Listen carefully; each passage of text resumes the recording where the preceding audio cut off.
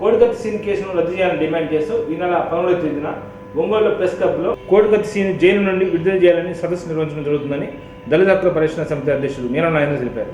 స్థానిక దళిత హక్కుల పరిరక్షణ సమితి కార్యాలయంలో మీడియా సమావేశంలో పాల్గొని మాట్లాడారు. ఈ కార్యక్రమంలో మాలమహల్ అధ్యక్షుడు దారా అంజయ్య, మాదిగ సంక్షేమ పోరాట సమితి అధ్యక్షుడు సుజన మాదిగ, కానికొండ ఆనంద్ తదితరులు పాల్గొన్నారు.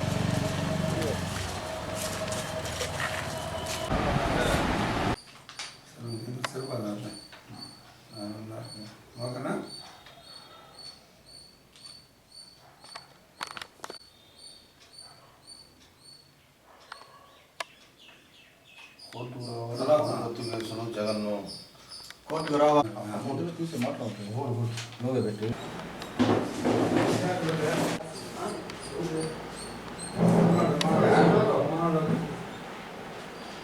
జగన్మోహన్ రెడ్డి కోర్టుకు రావాలి కోడికత్తి కేసులో జగన్మోహన్ రెడ్డి కోర్టుకు రావాలి కోడికత్తిలో జగన్మోహన్ రెడ్డి రద్దు చేయాలి కోడికత్తి సీన్ కేసును రద్దు చేయాలి కోడికత్తి సీన్ కేసును రద్దు చేయాలి కోడికత్తి సీన్ కేసును కోర్టుకు రావాలి కోడికత్తి కేసులో జగన్మోహన్ రెడ్డి కోర్టుకు రావాలి జగన్ సాక్ష్యం చెప్పాలి జగన్ కోర్టుకు రావాలి జగన్ సాక్ష్యం చెప్పాలి జగన్ కోర్టుకు రావాలి జగన్ సాక్ష్యం చెప్పాలి జగన్ నేను రెండు మాట్లాడుతున్నమాట.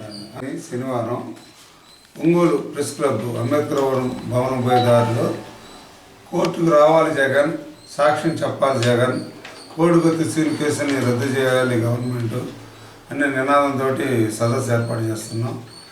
ఈ 5.5 సంవత్సరం నుంచి విశాఖపట్నం ఎయిర్పోర్ట్ లాంజ్లో కేక్ కట్ చేసి కట్టోటి వైసీపీ పార్టీ వాళ్ళే కుట్ర చేసి జగన్ మీద సానుభూతి కోసం దాడి చేయించారు. దాంట్లో భాగంగానే జగన్ కోర్టుకు రావడం లేదు, సాక్ష్యం చెప్పడం లేదు. ఇటీవల మొన్న క్రిస్మస్ వేడుకల్లో క్రైస్తవులు క్షమాగాని గుణం కలిగి ఉండాలని జగన్ చెప్పాడు.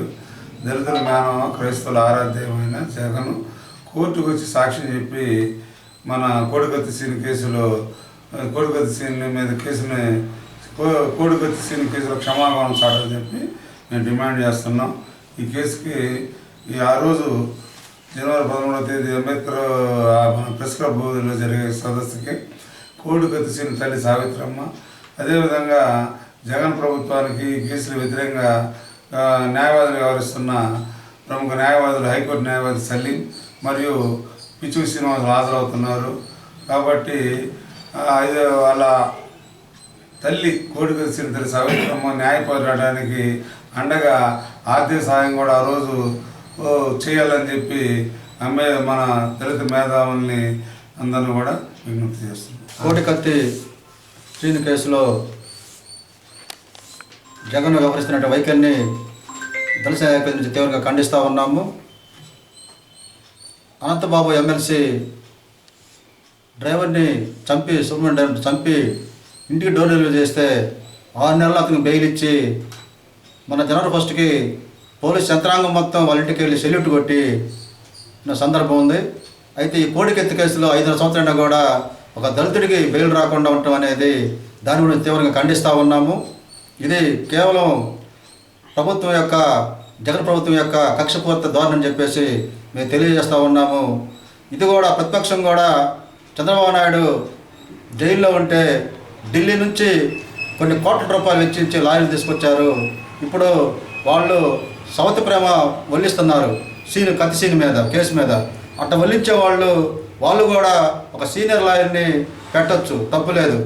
జగన్ అనుకుంటాడని అట్లా కాదు. ఒక దళితుడికి అన్యాయం జరిగినప్పుడు ప్రతిపక్షంగా మీరు దాన్ని సమర్థిస్తున్నప్పుడు ఈ కోడికత్తి సీన్ కేసులో కూడా మీరెందుకు సహాయం చేయాలని చెప్పేసి అడుగుతూ ఉన్నాం. ఎందుకంటే లోకేష్ కేసులో వాళ్ళని పిలుచుకొని వాళ్ళు డైరెక్ట్ వాళ్ళ కుటుంబం మొత్తం కూడా ఆడ మాట్లాడడం జరిగింది.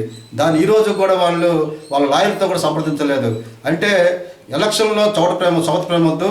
ఇది మనం దళితులుగా మనం ఎదుర్కొందాము, కత్తి సీన్ని మనమే తీసుకొచ్చుకుందాము. వాళ్ళ తల్లికి వాళ్ళ కుటుంబానికి ఆ లాయర్లకు కూడా దళిత సంఘాల నుంచి మనం తోడుగా ఉండి వాళ్ళని ముందు నడిపించి సీన్ని మనం విడుదల చేసుకుందామని చెప్పేసి నేను దళిత సంఘాల తరపున దళిత భోజనం పిలుపునిస్తా ఉన్నాను.